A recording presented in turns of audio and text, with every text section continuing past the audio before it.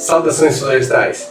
Eu me chamo Arthur Brasil e hoje vamos falar de um assunto tanto quanto importante e até mesmo polêmico. Nos últimos dias, postamos em nosso Instagram e blog assuntos relacionados a espécies exóticas invasoras, principalmente relacionados à fauna. Para a gente poder iniciar esse papo, é preciso deixar claro que espécie exótica invasora. O que é espécie exótica invasora? Então, é uma introdução a esse assunto que é um tanto polêmico, como eu mesmo disse, e que assim, para poder falar sobre ele, a gente tem que aprofundar bastante, tá? Então é bom determinar o que seria isso para não causar nenhum tipo de confusão, né? Do que é espécie nativa, o que é espécie exótica e o que é espécie exótica invasora. Então vamos lá. Espécie exótica, por definição, também conhecida como espécie não nativa, são organismos que foram introduzidos em uma área geográfica onde não ocorriam naturalmente.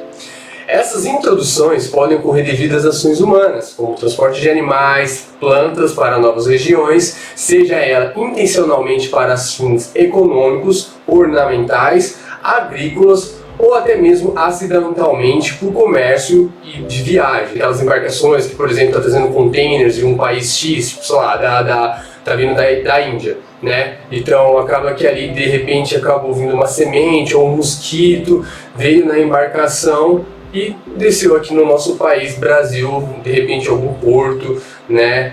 Por exemplo, o Porto de Santos, que chega muitas cargas, né, no estado de São Paulo. Pode acontecer sim de trazer espécies exóticas que não tem aqui ainda, né? E essas espécies exóticas, elas podem ser invasoras, mas aí a gente vai conversar sobre isso um pouquinho mais para frente. O termo exótico não implica necessariamente algo negativo, mas a introdução de espécies exóticas pode ter impactos significativos nos ecossistemas locais, tá? Então, sendo assim, precisamos compreender o que torna uma espécie exótica e invasora, ok?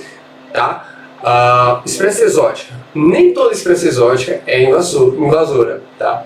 Mas acontece que algumas se tornam, beleza? Como também existe espécies nativas, tá, brasileiras do próprio território que de repente ela pertencia a uma região e aí, né, por exemplo, eu tenho um jardim, eu trouxe uma palmeira do Cerrado, eu plantei aqui no meu jardim que fica aqui na Mata Atlântica. Só que essa palmeira ela tem uma coisa peculiar, ela dá semente e ela cresce muito rápido, né, e ela se espalha muito rápido. Então, dentro do próprio território pode ocorrer uma espécie ser exótica, tá? Mas isso daí é algo diferente, não é? De espécies exóticas que não são nativas nossas, ok? Uma espécie exótica invasora é uma espécie não nativa que, uma vez introduzida em um novo ambiente, tem a capacidade de se estabelecer, proliferar e causar impactos adversos significativos na biodiversidade, ecossistemas, economia ou saúde humana. Essas espécies invasoras podem alterar os padrões naturais dos ecossistemas, muitas vezes suprimindo as espécies nativas através de predação, competição por recursos, introdução de doenças ou mudanças no ambiente, beleza? Então vamos lá, alguns exemplos de espécies exóticas invasoras incluem como plantas, animais, fungos, micro-organismos que foram transportados para regiões, além das suas áreas de distribuição natural, beleza? Lá mais pra frente eu vou dar alguns exemplos de espécies, né, próprias aí de cada uma, para a gente poder entender o potencial dessas espécies, né, e o que elas causam no nosso bioma. Então lá, o caráter invasor muitas vezes está relacionado à falta de controles naturais, como predadores, patógenos, competidores, permitindo assim que a espécie invasora se expanda sem restrições, beleza? Isso aqui é o que acontece é o seguinte. A espécie veio para o país, né? De repente ali ela começou a proliferar, seja ela de planta ou da fauna, né? Ela começou a crescer, se desenvolver. Só que chegou num ponto ali que a gente não consegue controlar mais. Por exemplo, se for uma árvore, né? Chegou num ponto que a gente não consegue mais cortar ela porque ela está crescendo muito mais rápido do que aquilo que a gente consegue conter. Ou então de uma espécie da fauna, né? Que de repente começa a se reproduzir de uma certa velocidade e a gente também não consegue controlar. Às vezes até começa no início ali, mas sai do nosso alcance, né, como pessoa ou como empresa, ou até mesmo como governo, e acaba perdendo ali a chance de conter esse tipo de problema, certo? E uma coisa importante, né? Você pode encontrar por aí em outros termos para espécies exóticas, tá? E esse aqui é um pouco interessante, que é espécie alienígena, ok? Sim, é alienígena. Esse termo é comum em artigos científicos em inglês, pois é um termo utilizado para definir algo como não nativo, beleza? Então, se de repente vocês depararem na internet, no Instagram, no Twitter, o termo espécie alienígena, saiba que ela tem o mesmo significado de espécie exótica invasora, tá? Que é da terminologia ali de algo que não pertence ao espaço, beleza? Então, seguindo com o assunto, antes de entrar com alguns dados aí, vou apresentar para vocês 3 exemplos de espécies exóticas invasoras, beleza? E não fiquem bravos comigo. Essas 3, né, elas são comuns para nós, né? Infelizmente, uma delas é muito perigosa. Então a gente tem os cães, os gatos e o mosquito da dengue, beleza? Cães e gatos, né, eles não são perigosos para nós, mas o mosquito da dengue, ele é muito perigoso e ele transmite doença, a famosa dengue. Dentro dessas 3 espécies, temos alguns detalhes aí que dizem o porquê que elas são exóticas e invasoras, beleza? Não quer dizer que o seu gatinho em casa ou o seu cachorrinho. Não é isso, tá? Mas alguns comportamentos em algumas regiões, esses animais, eles têm um comportamento de exótico invasor, beleza? Mas depois a gente pode falar um pouquinho mais disso na frente. Um estudo realizado pela Plataforma Brasileira de Biodiversidade e Serviços Ecossistêmicos, intitulado de Relatório Temático sobre Espécies Exóticas Invasoras, Biodiversidade e Serviços Ecossistêmicos, caracterizou o problema no Brasil e apresentou principais dados sobre as invasões biológicas, a introdução dos invasores e os impactos do processo. O relatório foi produzido por 73 autores e 12 colaboradores. Desses 16 especialistas redigiram um sumário para tomadores de decisão, com o resumo das principais informações, beleza? Esse documento, ele é um dos primeiros no Brasil a tratar de forma ampla a temática, tá? Voltados ali principalmente para as pessoas que possam construir políticas e ações de mitigação para as espécies invasoras, beleza? Então é um documento que vem para ajudar a realizar um controle das espécies exóticas, tá? As exóticas invasoras. Essas espécies exóticas invasoras estão presentes em todos os ecossistemas terrestres e aquáticos do Brasil. Tá? Atualmente, no território brasileiro, enfrentamos cerca de mais de 500 invasões de espécies exóticas nos ecossistemas, sendo que cerca de 208 espécies de plantas e algas, respectivamente 198 plantas terrestres e 6 algas marinhas e 4 plantas aquáticas, e referente a espécies de animais são 268. Nos ecossistemas terrestres, as árvores e as gramíneas são as principais invasoras, onde as espécies arbóreas, como a leucena, pinos, espatódia e pé de jardim, predominam as áreas de florestas e ambientes urbanos. E as gramíneas, como a braquiária, o capim-gordura, são mais comuns em ecossistemas campestres e savânicos, ok? Já entre os animais, ali a gente tem os terrestres e tem os aquáticos, que dá para dividir, ok? Então vamos começar pelos aquáticos. As espécies aquáticas lideram a quantidade maior de espécies exóticas invasoras, ok? Então vamos lá, em águas continentais, como rios, lagos e outros, são os peixes e invertebrados, como a piranha, o mexilhão, lebiche e o pacu. Enquanto esses ecossistemas marinhos, a maioria são os invertebrados, né? A gente tem o coral-sol, né, que é super invasor, a alga verde e o peixe-leão. Não é um invertebrado, né? É um peixe, mas ele também é super invasor, beleza? E causa muito prejuízo na nossa costa, atacando diretamente as espécies marinhas. E a gente pode entrar um pouco sobre o detalhe ali do próprio capim, né? O capim-gordura ou a braquiária, que está altamente difundido aí no território, em diversas áreas, seja ela tem parques de proteção nativa, de florestas. A gente tem um encontro dessas espécies, igual citamos ali também, a leucena. É uma espécie que está altamente difundida, assim, pelo menos no estado de São Paulo, Minas Gerais, acabando com áreas inteiras. Ela predomina muito o produto alelopático, né, que ela libera, que nada cresce debaixo dela, assim como a braquiária. Então é uma espécie super invasora, tá? Que ela não permite que espécies nativas cresçam próximo a dela, beleza? Em relação à fauna terrestre, para se ter ideia, temos cerca de 24 espécies exóticas invasoras somente para mamíferos. São exemplos dessas espécies o javali, ou o javaporco, né, que ele é um híbrido entre a mistura do javali com o porco doméstico, tá? E tem a lebre europeia que está amplamente espalhada pelo Brasil e continua a se propagar. Já tem levantamentos aí que ela está quase em todos os territórios dos estados brasileiros, beleza? E ela continua a se espalhar. E além desses dois, temos outras duas espécies que já é de conhecimento comum, que é por todo o território, que são os ratos e os camundongos, e novamente aqui entra os cães e os gatos, tá?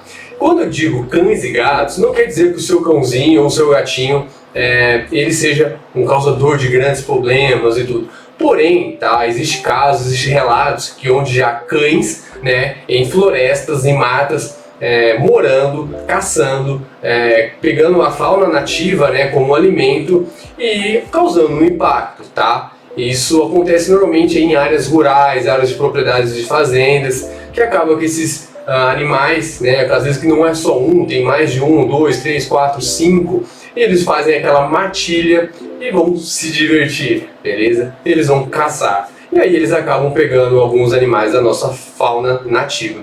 E também tem os gatos, tá? Que assim, óbvio, tem gato aí de apartamento, de casa, que só fica preso, eles não dão problemas. Porém, o gato ele tem um instinto primitivo, né, de sua essência, assim como os cães, de caçar, tá? E os gatos, eles adoram fazer isso, tanto que eles são excelentes caçadores de ratos e camundongos. Muitas fazendas, muitos sítios, casas mesmo têm gatos para até ajudar a controlar a questão de ratos, beleza? Só que o gato ele não para somente aí, tá? Se ele vê um pássaro fácil, se ele vê ali um ninho, né, filhotes, ele vai caçar, beleza? Isso é do instinto dele. E há assim estudos, há levantamentos desses impactos causados pelos gatos na fauna nativa. Seguindo, né, isso daqui, então o que causa de fato a invasão exótica das espécies da flora e da fauna? A introdução intencional por ação humana é a principal causa, ok?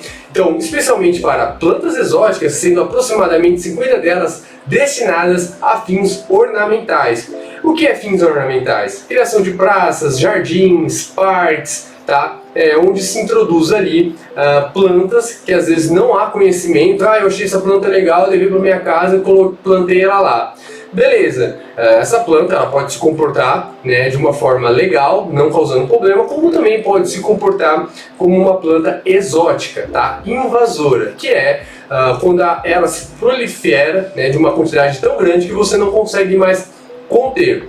E aí ela se torna uma espécie exótica invasora, beleza? Como eu expliquei anteriormente, tem espécies nativas que podem ter esse comportamento também. Então assim, sempre que você for fazer um jardim, né, ou uma praça, ou criar um parque, ou pegar um condomínio e for criar uma área verde ali, opte sempre para as espécies nativas do bioma. O que a gente sempre recomenda, é na Mata Atlântica? Procure espécies da Mata Atlântica. Isso aqui é no Cerrado, procure espécies do Cerrado. Óbvio, né? Se você acha uma espécie legal de um outro bioma, de um outro lugar que não seja do Brasil, pode plantar, mas consulte antes para saber se ela não tem um potencial de exótica invasora ou nativa invasora. Como eu disse, 50% delas são destinadas a fins ornamentais, então tem que ter esse controle certinho aí do que você está plantando. Agora, para a questão dos animais, né, por outro lado, são frequentemente introduzidos para consumo humano, seja para a criação, caça ou pesca, ok? A maioria dessas espécies, né, que são introduzidas no Brasil, elas vêm da África, Europa e Sudeste da Ásia. E para as plantas, basicamente, são a mesma coisa também, beleza? São normalmente desses continentes. Se a gente for contar aqui, são quase todos os continentes. Se a gente colocar aí também a Oceania, o eucalipto, né, considerar, ele não é tão maléfico assim, mas ele também tem um potencial invasor, beleza? Então, e aí a gente acrescentaria mais um continente aí, por exemplo, e não tá ali dizendo também a América do Norte, tá? Tem alguns exemplos da América do Norte, mas também é muito baixo, como alguns pinheiros, né? Alguns pinheiros eles são maléficos aqui no Brasil por conta da sua capacidade de invasão, tá? Tem os da Europa e tem também da América do Norte. Então, os habitats, normalmente, eles ficam sob intensa interferência antrópica. Normalmente, o que é uma interferência antrópica? São locais onde o humano tende a interferir. Vamos lá, vamos supor, há uma floresta, de repente você passou uma estrada, ok? Você fragmentou ela. Beleza, só criou uma estrada entre essas duas florestas.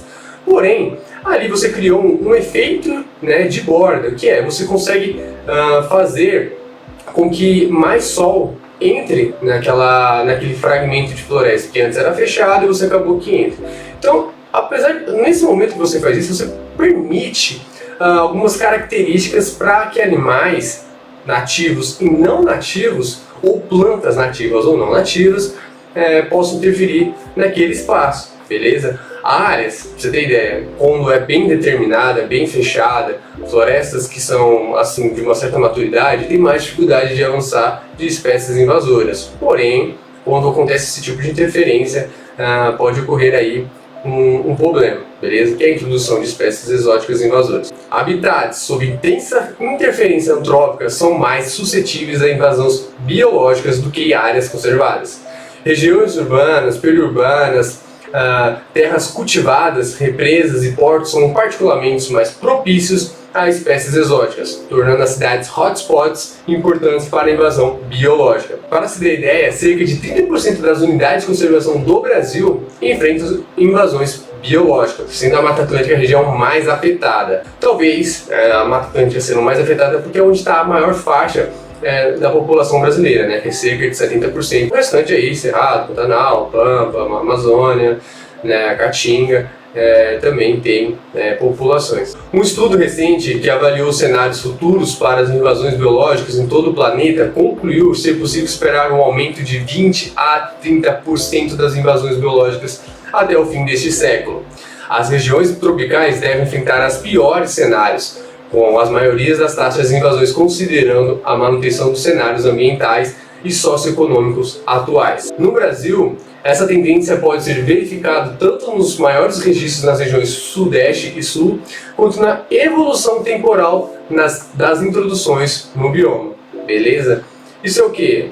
Espécies que entraram lá atrás e que vem acontecendo, vem ocorrendo, que está sendo relatado. Olha, a presença de javali agora está em quase todos os estados brasileiros, da lebre, das espécies arbóreas como leucena, né, em de jardim. Então você tem uma estrutura aí de espécies que vão se espalhando ao longo do tempo, que são registradas, né, através de levantamentos, estudos mesmo, e relatam que esses animais e plantas eles já estão em outro patamar de invasão no território, tá ok? E quais são os impactos disso? O que mais conhecemos de questão de impacto mesmo na biota, mas também há impacto sobre o meio físico, como a descaracterização do ambiente, a eutrofização e mudanças no solo. Então tá, esses são os pontos que a gente já conhece de impactos na natureza, tá? Na biota. Então assim, a gente tem o impacto ali diretamente, como eu relatei ali, no caso de fragmentação, tá? Onde você causa o impacto. Você tem a descaracterização de ambientes, por exemplo. Você tem ali uma área que você estava regenerando, beleza? Você cercou ela. Só que você falou, não, vou cercar aqui para ela voltar ao normal de forma natural. Só que, de repente, acontece de vir uma espécie invasora, né? E se estabelece naquele local e na hora que você vai ver, ela tomou conta e você já não tem espécie nativa nenhuma e para você controlar aquilo vai ser terrível porque foi na área toda, vai te dar muito trabalho, custo financeiro, então pronto, descaracterização de ambiente, tá? E também tem a questão que a gente falou aqui, eutrofização e mudanças no solo, tá? Áreas, normalmente, que tem espécies invasoras, elas têm capacidade de trocar até o pH do solo, tá? Mata toda a microbiota, fungos, bactérias ali, decompositores, então é um problema sério, tá? Muito sério. Então tudo isso, né, acaba repercutindo sobre nós, seres humanos, com enormes perdas econômicas e na saúde. Segundo o estudo, né, que foi feito em 1984 e 2019 no Brasil, apenas 16 espécies exóticas invasoras, como pragas agrícolas e vetores de doenças, causaram um prejuízo que variou de 77 a 105 bilhões de dólares, tá?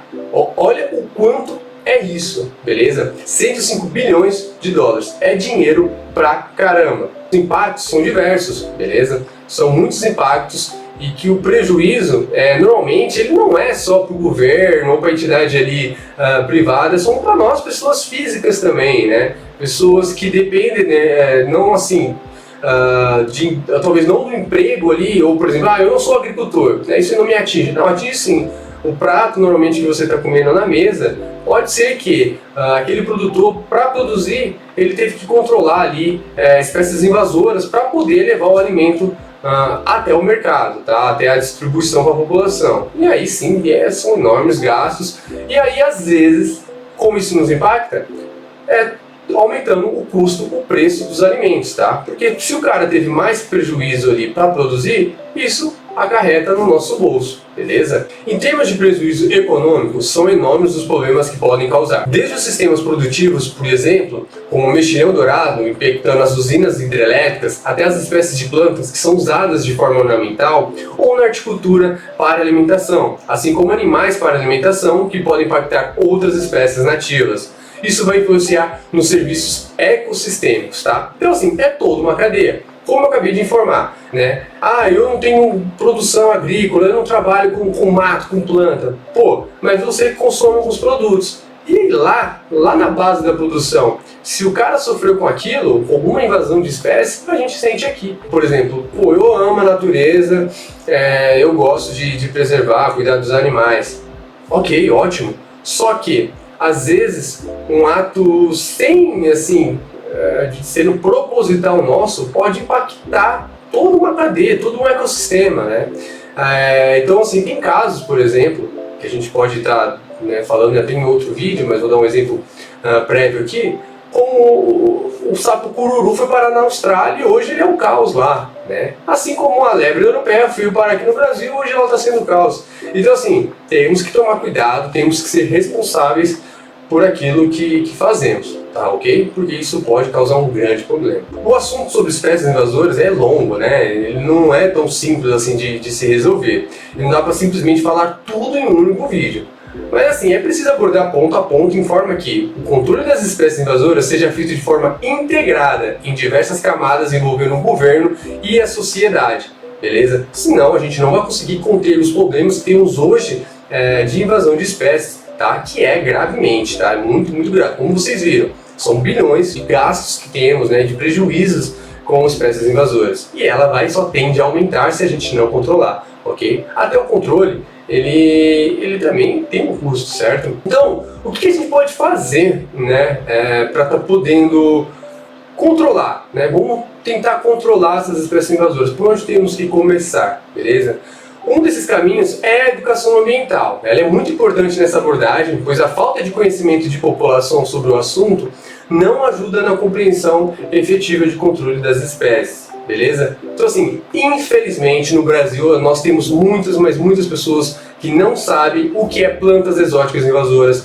E quem sabe que existe esse potencial não sabe quais são as espécies, não sabe quais são os prejuízos que isso acarreta, porque às vezes a gente sabe o que isso significa, mas não sabe, na verdade, o que aquilo causa de fato. Então assim, tem que ter uma orientação, tá? E essa educação ambiental não quer dizer que você tem que orientar só crianças, não, tem que educar adultos, né? Porque as mudanças precisam começar de cima para baixo, tá? É como se fosse uma pirâmide, tem a cabeça, você tem que começar lá em cima. Por quê? Porque se a gente só ensinar a criança, aqueles que estão mais à frente vão continuar fazendo, e às vezes o trabalho que você tem de cuidar para as crianças entenderem, não vai dar tempo de segurar o mundo pior na frente, tá? Porque aquelas pessoas à frente vão continuar destruindo, vamos dizer assim. Espécies de plantas exóticas invasoras são amplamente espalhadas por diversas regiões do Brasil pela falta de conhecimento.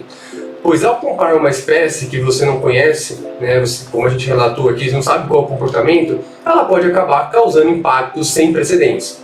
Isso serve para as espécies da fauna, às vezes um empresário X ou um produtor Y aí, né, decide criar uma espécie de peixe, por exemplo, sem antes ter um conhecimento ideal sobre aquela espécie, aquele animal, não sabe de onde ele veio direito, e aí por acidente, né, às vezes nem de propósito, ninguém quer fazer isso de propósito, quem quer, né, ele acaba espalhando uma espécie para um rio, e aí, né, desencadeia toda uma biota ali, impactando tanto a fauna local como até a flora, né, porque assim, a gente não dá pra pensar, pô, mas só foi um peixe lá que foi extinto porque esse aqui caiu. Não, de repente aquele peixe que foi extinto, ele é um dispersor, né, de sementes, tá ok? Porque assim, tem espécies de arbóreas, né, de diversas plantas, seja árvores, arbustos, enfim, palmeiras, que ocorrem nas margens do rio. Então, se você tem um animal ali daquele córrego, né, ou de um rio mesmo, ele que faz a dispersão daquela espécie e acaba que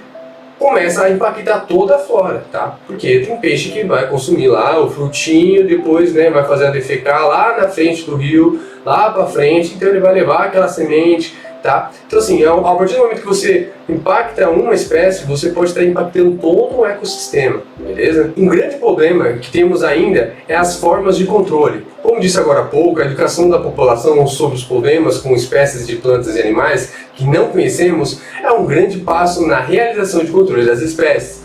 Mas somente isso não será o suficiente para controlar a disseminação de espécies exóticas invasoras. Como seria a primeira coisa a se fazer, tá? Então, coisa mesmo, porque é o jeito mais prático, didático da gente poder entender. Então vamos lá. A primeira coisa que vem na mente para controlar animais, por exemplo, é a caça, tá? Talvez você não pense assim, mas tem muita gente que pensa dessa forma, beleza? Principalmente a galera que está na lida, né, que diz assim, que está no campo todo dia, que está lá na propriedade rural, que tem ali de repente problema com um javali, que está invadindo a propriedade, está lá comendo a soja, o milho do cara, né? Então assim, eles, a primeira coisa que vem na frente, e que também é a forma teoricamente mais fácil de controlar, é através da caça, né? Através de uso de porte de arma e tudo mais, beleza? Mas, como qualquer coisa nesse país, nada é tão fácil. Então, tudo é burocrático, né? Até demais. E também é compreensível que seja, né? Porque senão seria algo descontrolado no país. Qualquer um poderia ter uma arma para caça e aí iria causar um impacto na nossa biodiversidade enorme, beleza? Só que a caça, se librada assim, qualquer tipo de controle, como eu falei, é um problema, beleza? Só que ela não é o suficiente para controlar animais. Já tem diversos estudos onde, na verdade, a liberação da caça aumentou a quantidade de javalis, por exemplo, no caso que estou citando. Então, assim, o que acontece? Pô, você liberou lá que o pessoal caçasse os animais, né? Tem vídeos aí na internet de diversas formas, de gente de helicóptero, de carro, de não sei o que, caçando javali, correndo atrás daquela turma. Mas por que não diminuiu? É simples, pelo fato que alguns locais, algumas pessoas que acabaram espalhando ainda mais o javali ou o javaporco, né? Para quê? A fim de poder simplesmente ter uma diversão que é a caça. Tá, okay? Não quer dizer que tudo que está acontecendo, todo o espalhamento desse javali, por exemplo, no Brasil, seja por conta disso. Tá? Ele sim tem uma capacidade enorme de reprodução, de invadir terras, espalhar, né? O javali, ele causa impacto assim até nas florestas, ele come todo o banco de semente, de plântulas, então uma floresta começa a cair quase inerte, né? Já sem esses substitutos. Por exemplo, pegou fogo na floresta lá de forma natural. A gente sabe que, né, tem a rebrota, tudo ali, mas com esses bichos estabelecidos, é capaz de não acontecer a sucessão ecológica, tá? Então é um bicho bem complicado. Então o javali e a lebre europeia, por exemplo, são controlados pela caça e captura e uso de outros métodos, como cercas específicas, armadilhas e monitoramento. Em relação às árvores e plantas, tratando-se que há um método de controle sem impactos grandes demais, como o desmatamento de uma área inteira ou queimada, é o corte individual de cada espécie, beleza? De cada indivíduo arbóreo ali, que é motosserra, machado, né? Que não cause tanto impacto de uma só vez. Obviamente, se você tem uma população ali muito grande de leucena, de pinos, que são espécies invasoras, ou ipê de jardim, o mais fácil de fazer é, não sei o que, passar um correntão, derrubar tudo e resolver. Só que tem outras tratativas também. A gente pode fazer isso, poderia, né? De repente, tanto da infestação que está, mas há o banco de sementes, né? A regeneração dessas espécies podem vir depois. Então, assim, tem lugares que não está tão infestado, que está começando a acontecer, ainda está uma mista ali de uma floresta nativa com espécies exóticas. Então você vai eliminando, fazendo desbaste dessas espécies exóticas, beleza? Para tratar do método de controle, é importante analisar cada cenário, como a geografia, a biodiversidade, a sociedade, as políticas locais e a natureza da necessidade. É o que a gente falou. Se dá para controlar de início, ok, vai aos poucos. Se de repente infestou, aí tem que procurar os órgãos ambientais, relatar, fazer os laudos e ver a melhor forma possível de poder estar realizando o controle dessas espécies de plantas, de árvores exóticas, beleza? O fato é que precisamos tomar atitudes imediatas em relação ao controle da fauna e da flora exótica invasora que está ocorrendo no Brasil. Deixar de lado esse grande problema é permitir um grande prejuízo socioeconômico que resultará em danos à saúde humana, perda de biodiversidade que afeta os recursos das populações, prejuízos monetários de diversas fontes, como a própria tentativa de controle das espécies exóticas invasoras. Então é isso, galera. Espero que vocês tenham gostado desse vídeo. Ele ficou um pouquinho longo, mas é um papo importante, é interessante. A gente precisa estar por dentro disso, porque ele pode definir muitas das ações futuras de todos, né? Porque assim, são animais, plantas que causam impactos de verdade. E isso não é bom, isso não é legal. Nossa biodiversidade está em perigo, tá ok? Então se você gostou desse vídeo, curta, compartilha, envie para o seu amigo e valeu, até a próxima.